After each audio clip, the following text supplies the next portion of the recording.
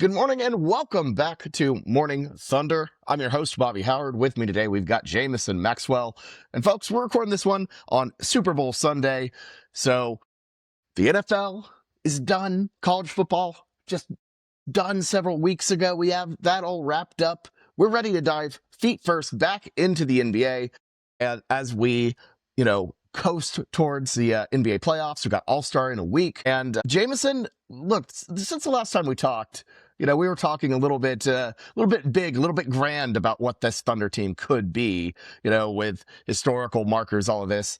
But as I sit right now, 40-13, which is still by a lot of measures a very, very good record. They're not going to match the record of last year, which finished with 14 losses total. So unless they only lose one more game the rest of the way, they will finish with a worse regular season record than last year's Thunder.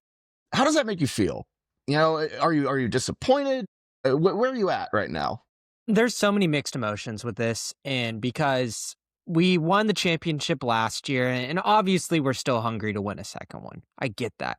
But at the same time, it's like, what else can we achieve, right? What is something new, fun, shiny? And, that record of being a 73-9 or 72-10 felt so good at the beginning of the season, especially whenever we won 24 over 25 to start. And then we started to see that went away, and that's okay. And we start to shift to what can be fun, new, and shiny. But the reality of it is like sports, you go out there to win championships and screw the rest. And even though we won something last year, and it may not feel as good as it did last year, the whole goal is to be a dynasty. And if we can still put ourselves in a position to succeed and be healthy by playoff time and still be the 1 seed in the West, I still take that as a win. Yeah, I'm totally with you on this. I've kind of shifted my perspective, a couple weeks ago, when they had that swoon around Christmas, losing to the Spurs, taking a couple other losses that were really tough. It shifted, and that's okay. And I think more than anything, it should add to your appreciation of what the Thunder did last year as well.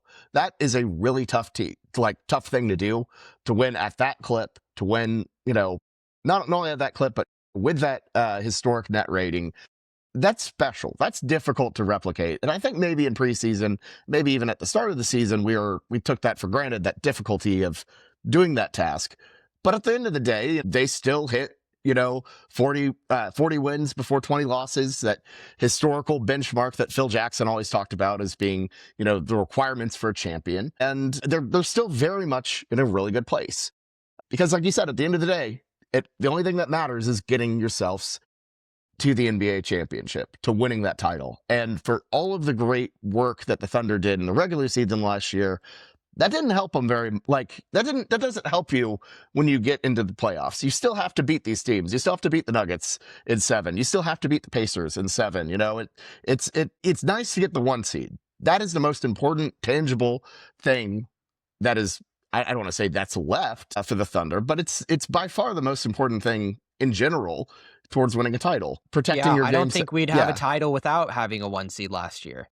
I agree. If that game 7 was in Indianapolis, well, I mean, the Pacers obviously, you know what I mean?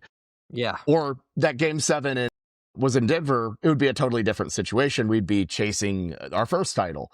It absolutely matters. And Memphis could have figured us out, Bobby. If we weren't the 1 seed, they could have figured us out. Man, yeah, I mean, we can't even think about that, and I will talk about trades and stuff. I'm surprised nobody acquired Ja Morant, because Ja had the Thunder figured out. That's a pretty big skill right there. I know, it's wow. But no, I mean, I'm with you. I think it matters. I think at this point, protecting the 1 seed matters most. And, you have to realize this is one of the most injured teams in the NBA. I believe they're second in the league in games missed, in terms of total players missing games, that sort of thing. You have to be lucky with injury luck. That was a common thing a lot of people kind of said about, the Thunder last year, which I kind of disagreed on, with the amount of games Hartenstein and Chet missed. But especially this year, I feel like the injury luck has been a bit sour with what we've seen with J-Dub, with what we've seen for really everybody. And now Shea, missing some time with the abdominal strain. be reevaluated after All-Star break. So like that's a big part of it too. These guys aren't healthy. They're not clicking in the same way because they don't have everybody. Yeah, and it's really hard. It's whenever you get to the point where you have your team created and everyone has kind of found their roles of how you're going to succeed. Whenever you take one piece away from that, it completely breaks everything up to where like we're having to say, "Hey, Cason Wallace, you're becoming a creator now because we don't have our top 3 creators on the floor." And we can have high ambitions for that, but the reality of it is whenever people are playing out of their role that they've kind of trained to be throughout the whole offseason and throughout this season, you're gonna not do as well, and that's okay. But I think let's talk a little bit about Shea and his abdominal strain, Bobby, because I think it's really key to still have optimism here, but understand that abdominal strains and abdominal injuries can be a little bit scary. He played the rest of the game whenever he did get hurt. And if you say like it's an abdominal strain, great, but like if it comes out that he has a sports hernia, that's scary. That could be a thing that could linger throughout the whole season. We do not want to screw with that. But if it's truly just an oblique injury, like I think AJ Mitchell is dealing with it right now. We kind of have a template of like how the Thunder is going to return to play, assuming that they have similar grades. So AJ Mitchell, he's been out since January 21st. That was his last game. He played that Milwaukee game. He had a really good game. He had 18 points that game, and then we haven't seen him since. So whenever you take note, Thunder fans, when AJ Mitchell comes back, if it's day one after All-Star break, it may be a little bit harder, but you can see like, okay, maybe it took about 4 weeks to return to play from this oblique or abdominal strain. Typically, they take around 3 weeks to return. But I think the Thunder will always act on the conservative side. And if there's any kind of injury where the gold standard is returned in about 3 to 4 weeks, they're going to take the latter half. Yeah, absolutely. And the cautious method is absolutely 100% the way to do it. You want this team healthy at the end of the season, and you don't want to aggravate anything or risk it. And I think that's something that you've seen with pretty much every single injury that has happened, not just this year, but in general, outside of the J-Dub playoff risk situation. But that's obviously a different story. You're trying to win a championship. It's a different tenor. And I think if you were in the playoffs, you would see a different situation. You might see some guys trying to play injured or play hurt through this, but it's not the time for that, and that's totally fine. And I think having that mindset and having that thought process of being patient, not trying to get distracted by the importance of trying to win random games in February, and realizing that the goal is being healthy in April and May, and hopefully June. And I get it. And I think a lot of Thunder fans used this last year and it ended up working for us of like, oh, we can be hurt throughout the season, but as long as we're healthy in April and May, everything will be okay. The reality of it is that's not a good recipe to succeed. Like Shea getting hurt right now, everyone's like, oh, it's okay. Well, at least he's hurt now and he'll be reevaluated All-Star break. This was a great time to get hurt, like because he has plenty of time to rest. No, this sucks. Like, I really appreciate the optimism, but like abdominal strains it's not like a hamstring like J-Dub, which does scare me a lot for the rest of the season. Hamstrings and calf strains have been taking like the NBA by like storm right now, and people re-injure themselves. Like Aaron Gordon right now cannot keep his soft tissues healthy. But like Shea could come back from this abdominal strain, retweak it, and then it could be a thing where he goes into the playoffs, he's 90%, 80% healthy. This is not like a good thing in the slightest, and I'm kind of scared about it moving forward, that I think that it has to be a perfect scenario, a perfect recipe where Shea comes back slowly and then doesn't overexert himself, and then he does well, and he continues to be healthy in the playoffs. I'm nervous, Bobby. That's fair. I don't think of abdominal strain is not one of those injuries that the casual, the layman like me would see and be like, oh no, this is horrible. But well, now I am scared because we saw it's not as bad as a calf or a hamstring. I'll say that. But I mean, any type of muscle strains just scares me in general, just because like whenever you feel like you're with muscle strains in general, whenever you feel like you're good, you're not.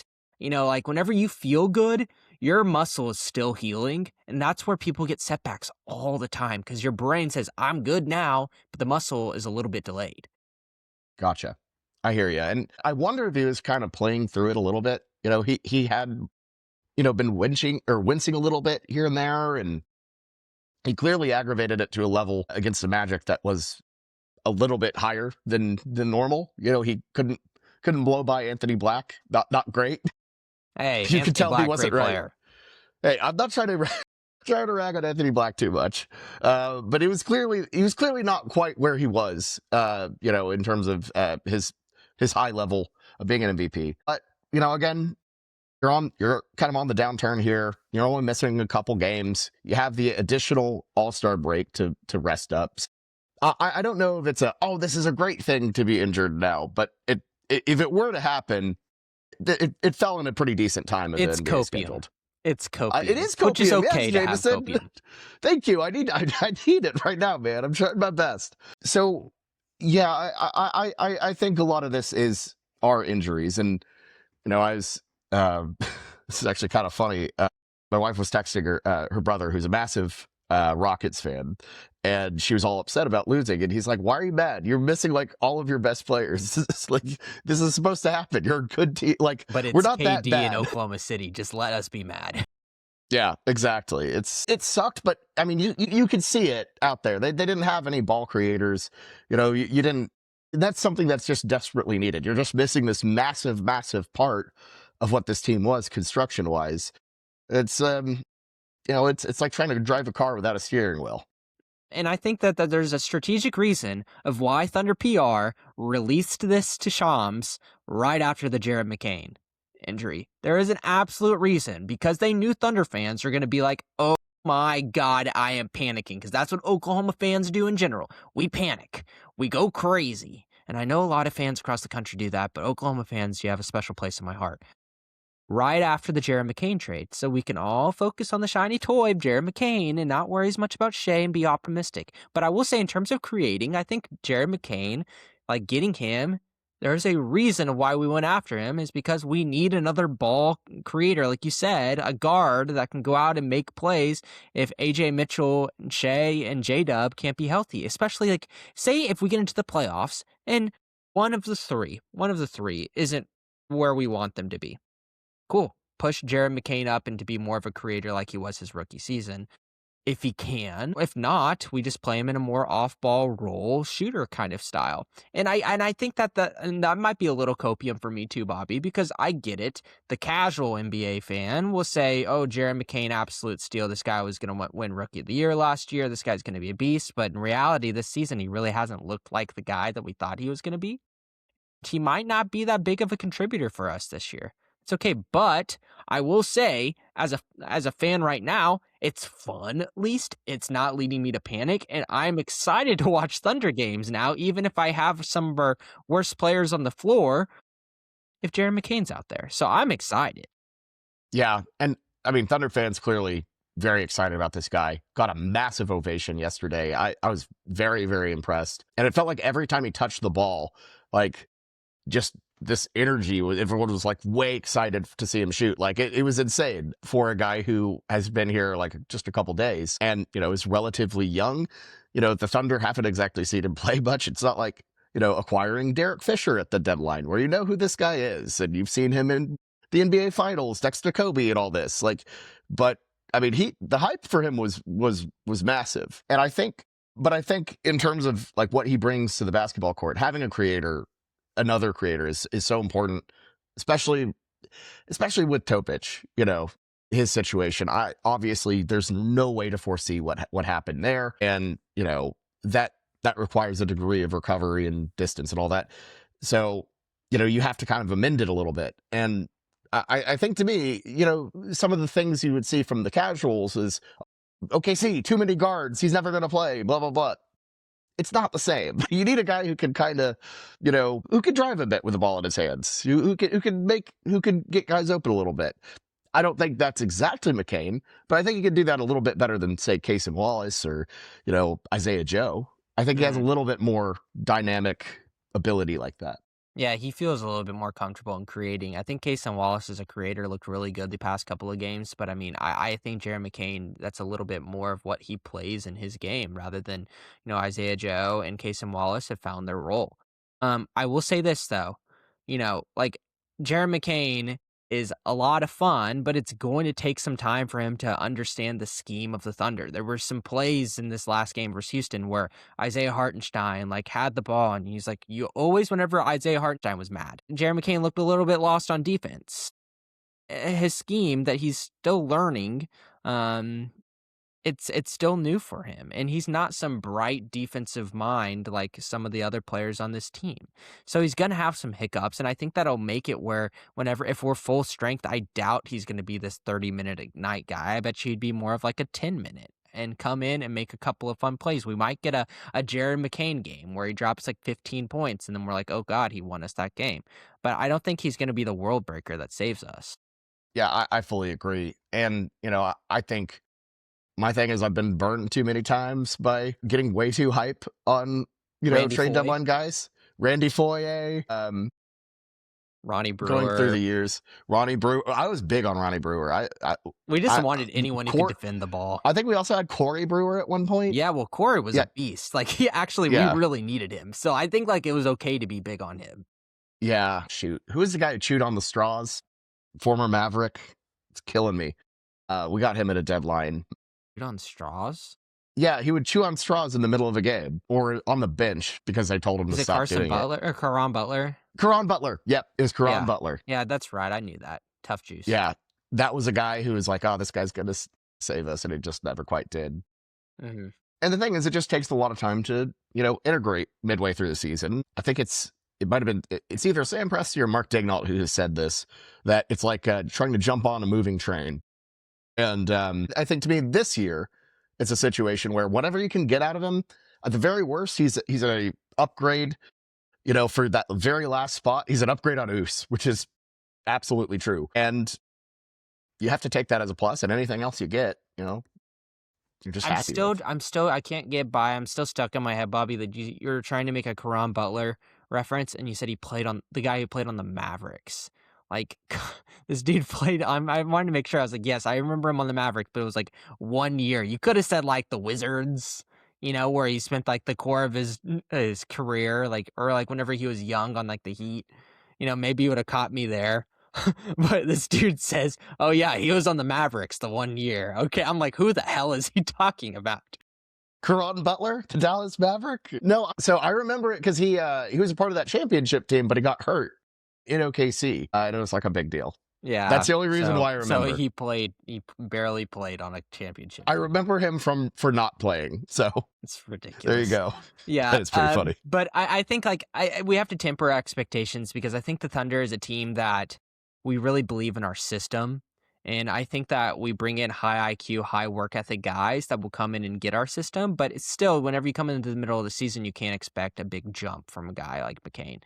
But I think that where you feel really confident about this is everyone who talks about McCain from like Sixers organization, Sixers fans who got a finger on the pulse, talk about that this guy's work ethic was second to none. This guy worked really, really hard. Even if Jared McCain goes out there and has a rough year shooting the three, we still have him on a controlled rookie scale contract and a guy who has a high work ethic and is a good character guy. In worst case scenario, you have that guy's number 12, 13 on your bench, and that's what you want, right? That's what you want in the NBA. But secondly, it's like the personality's fun. It provides an energy to the team. And I kind of said this in our group messages earlier whenever we were talking trade deadline predictions. I was like, you know what? I don't know how much we're going to really do because like we have something that we know worked, right? We won a championship with it last year. And I don't want to be conservative and not like push for something again this year. But at the same time, like an addition can also be a subtraction to our culture. You don't want a Gordon Hayward. You really don't. And you could take a chance on somebody, but how much of your scouts are going to really know how good of a guy this was in the locker room? How good of a guy is this guy behind the scenes in the shadows when no one's watching? And that's what really like makes Thunder players good is because like this locker room's awesome, a bunch of great people that love each other. And you just don't want one bad link to break the chain. And I don't think Jared McCain's going to be that at all. Like that is a very, very safe guy. And with Oos's salary, there weren't many players to pick from in general, so I think we hit a home run. Absolutely.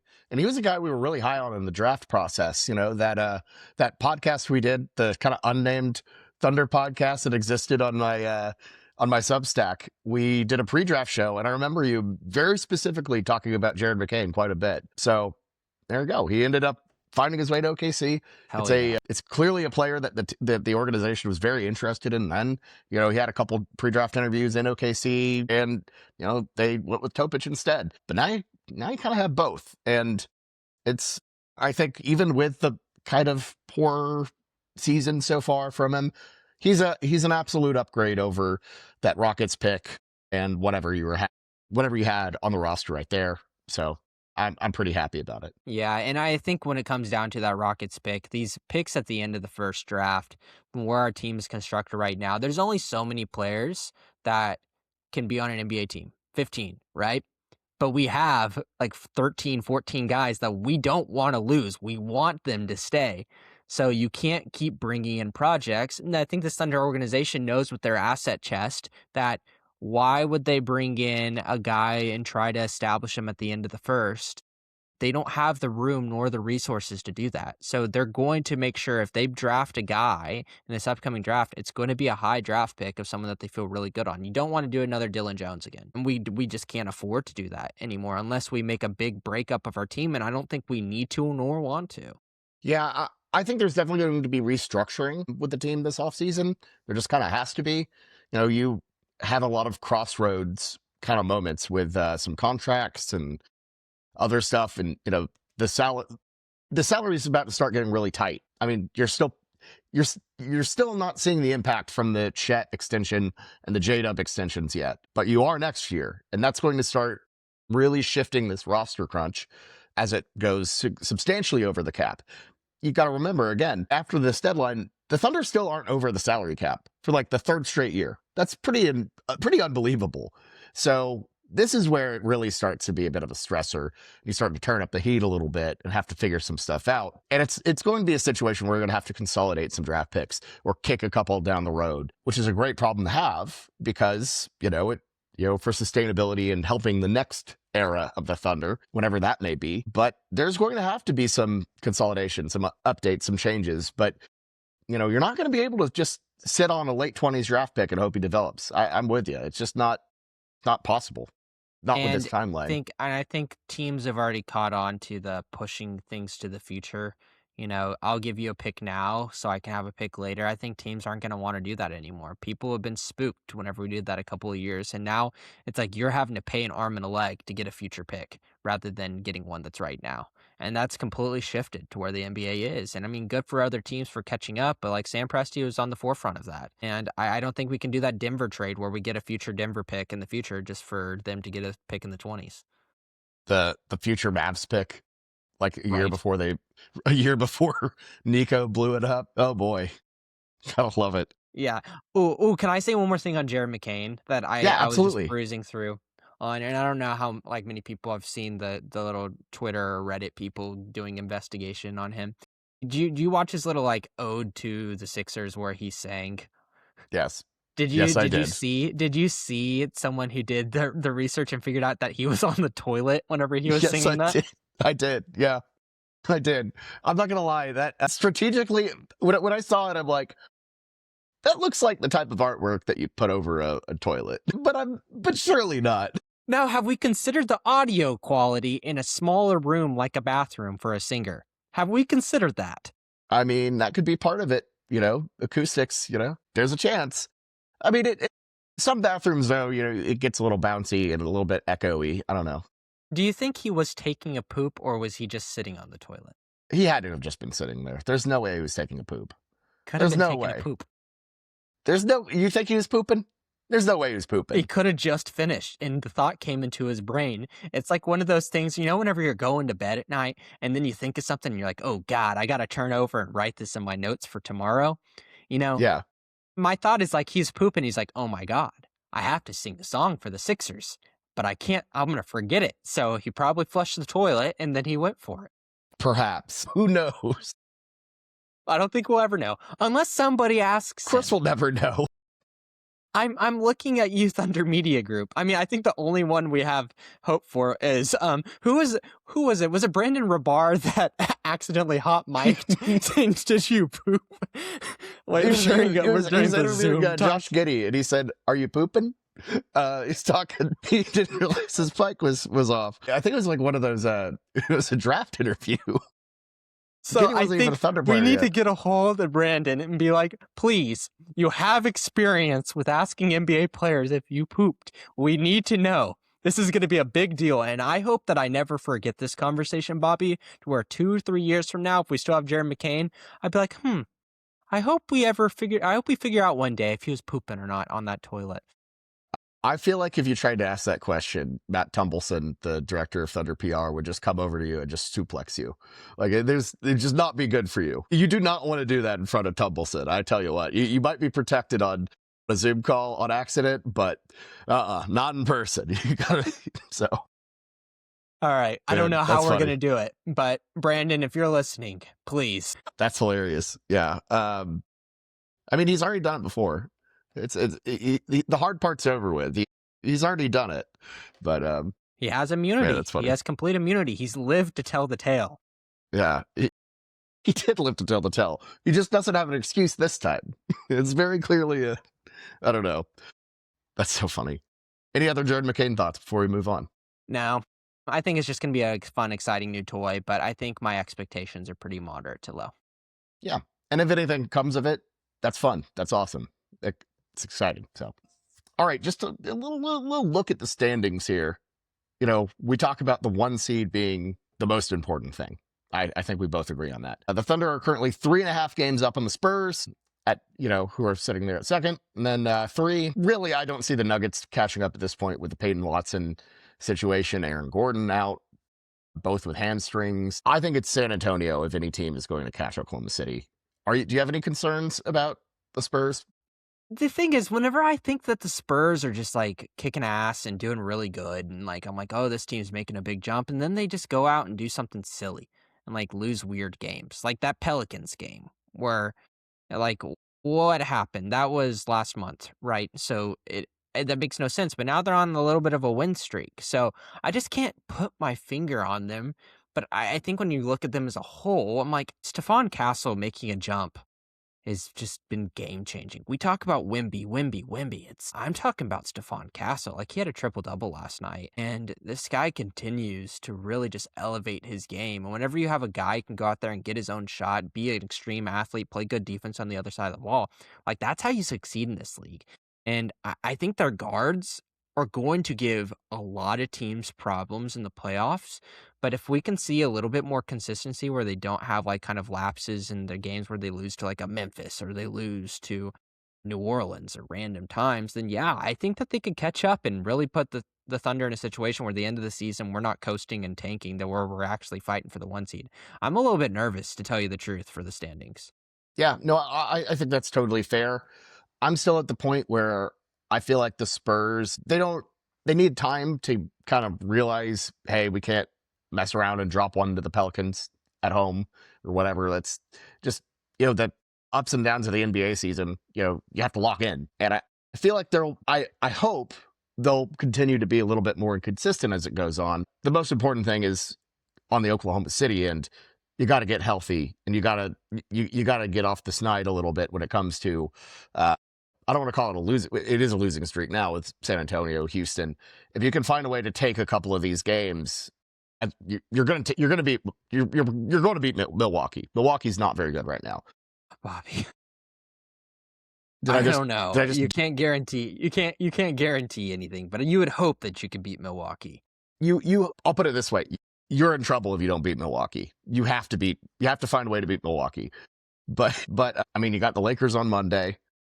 You got the Suns on Wednesday. Those are 2 really tough places to play. Really good teams, I think. They're like pretty decent teams that, will give the Thunder a lot of fight, even without Luka on LA's end. I think you need to finish this out about, let's say, 2-1. If you can go 2-1 between now and All-Star break, I feel like you're not in a disaster That's zone. Optimistic, Bobby. I wish you the best for that 2-1. I'm hoping for 1-2. To tell you the truth. I panic with 0-3, being like, "Oh god, we're like a half a game up on San Antonio." Well, No, that's a that's 5-game losing streak at that point, and yeah. that's what I'm saying is you have to Actually, find I'm a way not to. panicking. Screw that. I ain't panicking. Well, everything will figure it out on its own. But it's let's see who's the last game of the season. We play Phoenix the last game of the season. Phoenix is a scrappy team. Damn, I was hoping it was going to be like a team like the Clippers, but we do play Clippers the third last game of the season. So anything's possible. Boy, yeah, that little Daniel Oturu. LA, the Oturu Lord, late season Oturu right there, man. That's some scary behavior. That's how Yeah, you could get a good. that's how they win. They signed him on a 2-way, bring him I back. wonder what he's doing. Let's go check his LinkedIn. Yeah, You think his he's got a LinkedIn? not even his basketball reference, his LinkedIn. Athletes nowadays are doing really good on their LinkedIn. That is very true. Oturu's still playing. He's in Tel Aviv currently. So good for Boy. him. He's still playing. I mean, I'll get it. A guy who's 26 and 6'10", you're gonna find a place to play if you want to. So maybe I was getting a little bit ahead of myself with the LinkedIn. I guess maybe I just didn't even think about how young he was during that Clippers season. So Yeah. that was 2021. So he would have been what, 20 years old, 21 years old. Gosh, dang, maybe I was giving him too much bad rap. Yeah, he's Okay, a young Daniel player. Oturu. He could be developing. He could be a completely different player now. I mean, that's a good point. I don't know. I don't know where to look up stats for Hapoel Tel Aviv, BC, but I don't know. Yeah, it's just he had a cup of coffee in the NBA, and that's okay. That happens. Yeah. But I mean, good for him. Good for him for still playing and not having a LinkedIn profile. I don't have a LinkedIn profile, but so it's great because I don't have to, like, if I look at LinkedIn profiles online, they don't get a notification I looked at them, which I think Yeah, is the I know weirdest thing. it is very weird. It is very weird, and I didn't realize that until like way later than I should have, and I was like, huh, no. Bobby's been looking at you for a while now. No, I learned a while ago, but I learned a while ago, but I didn't learn quick enough, if that makes sense. So Thank God, LinkedIn. I think that they are pretty much the only social media that does that. I'm sure there's some people that could get in some real trouble if there were some other social media platforms. God, yeah. No, that's that's funny. Just some sneaky. Yeah, there's no room for sneaking on LinkedIn. They'll get you. Yeah, imagine the NBA trade deadline where it's like, hold up, James Harden has viewed the Cleveland Cavaliers Instagram account 20. Well, no, look, James Harden would just not have an Instagram. It's like I feel like, yeah, something tells me you'd be seeing a lot more things on James Harden's Instagram views. You'd be looking at a lot of things. That's true. Maybe bad example. Yeah, no, I don't know. What happens is just like randomly during the season, you're like, wait a second, why is Isaiah Joe looking at the Brooklyn Nets profile? Like, this ain't right. He's really interested in their philanthropy efforts. That has to be it. Clearly, yeah, that's funny. But so you got 1 and 2 for this final stretch between now and All-Star. It'd be great if we got 2 and 1, but that's not my expectation. It's not my expectation either. If we could steal one at Phoenix, or I think Lakers would probably be a better shot. And it depends who we have playing too, Bobby, because I think whenever you have Hartenstein and Chet out there with, Kaysen actually being a decent creator and Aaron Wiggins being a creator, I think that's good enough to get yourself a win versus the Luka-less Lakers. But I don't know what the injury report's going to look like. I don't know if that's came out yet, and I wouldn't be surprised at all if they rest a couple of those guys in either this game or the Phoenix game. And this is kind of a weird part of the season where, do you really need to rest them because you have a big rest coming up? But like the Suns to Bucks, that's at Phoenix, then at Oklahoma City back-to-back, to where I would not be surprised at all if we rest either a large amount of our players in either of those two games. Yeah, there's definitely going to be a rest in one of those back-to-backs, especially with the Milwaukee game coming at 6:30, so slightly earlier. You're coming home, from Phoenix. You got a little time shift going on there.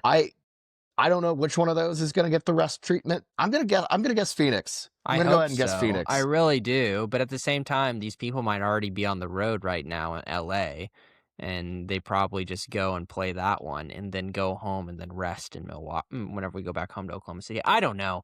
But it does scare me to where, like, if there was a world, Bobby, where they rest Milwaukee and we lose it, you could be 0-3. I'll say this.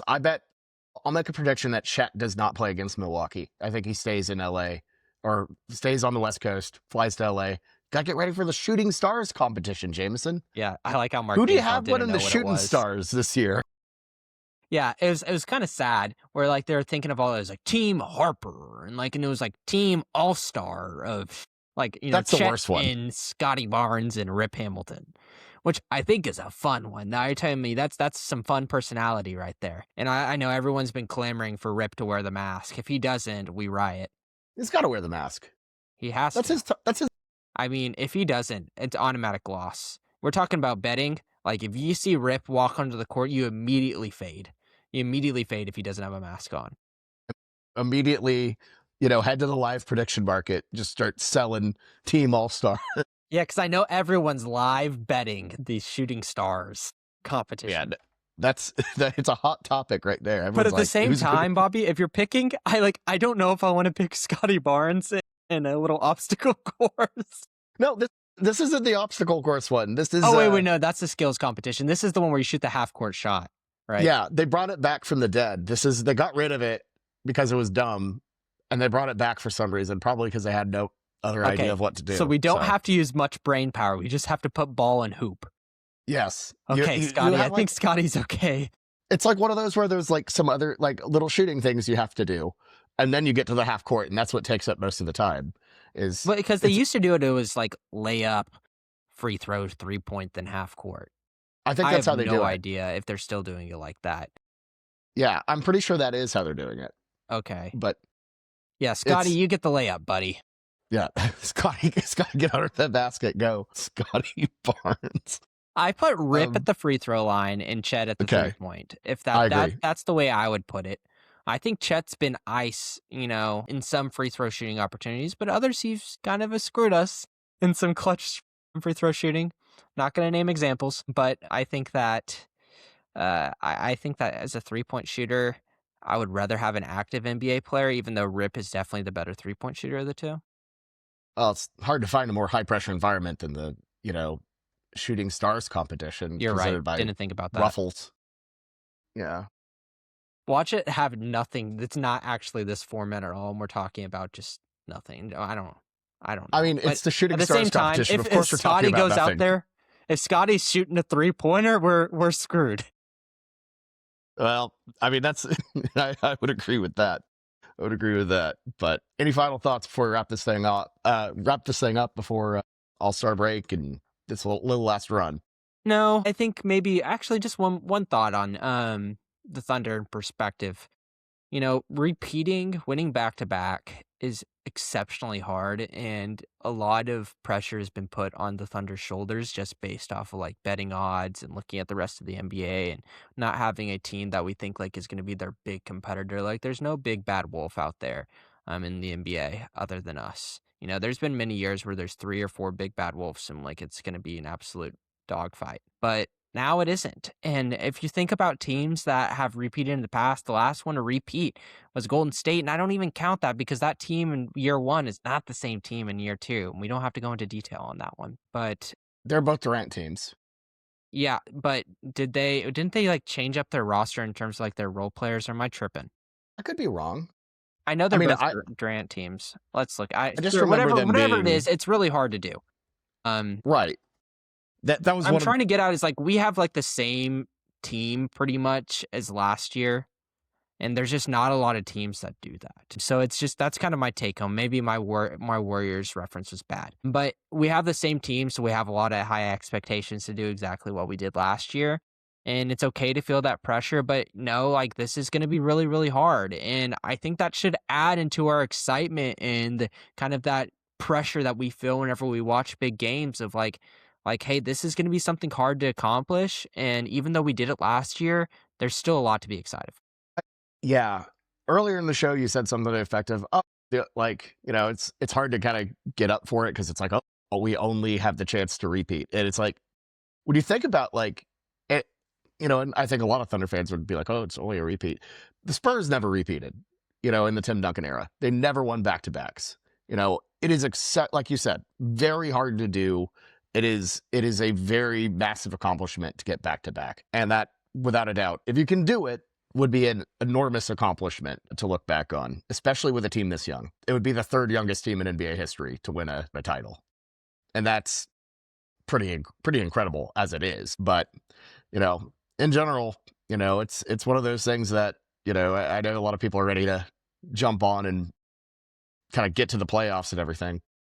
Just try to soak it up, like have some fun, enjoy this team. They play hard, they fight hard. They were hustling the hell. Like they were hustling like hell yesterday against Rockets. Caruso was awesome. Like that's fun. Enjoy that. Because if you just wait for the playoffs, it's going to be over in a month or two, and then, either you have a title or you don't, and you wasted a really good season of Thunder basketball just waiting for the playoffs. So I checked on that Warriors thing. I think I definitely overinflated in my brain. I thought they're like bench role players, like shifted, and they still did it with the Hampton Five. But like, maybe I'm overinflating Matt Barnes leaving. I don't know. No, not Matt Barnes. I don't know. Guarantee you that was the big topic in the NBA that summer. How are the Warriors going to repeat without Matt Barnes? I don't know. Maybe there's something wrong in my head. They lost Maurice Spates. Oh no. Yeah, I mean, I think funny. the big addition of getting Omri Caspi in the offseason was what did it for them in year 2. I don't think I don't think the Thunder have an Omri Caspi, unfortunately. No Caspies on the roster this time. But Jameson, nice talking Thunder basketball with you again. We'll do it a lot more often now that we're heading towards the playoffs as basketball ramps up. So, all right. Thank y'all so much for watching. We'll see you next time. Have a good one, everyone, and Thunder up.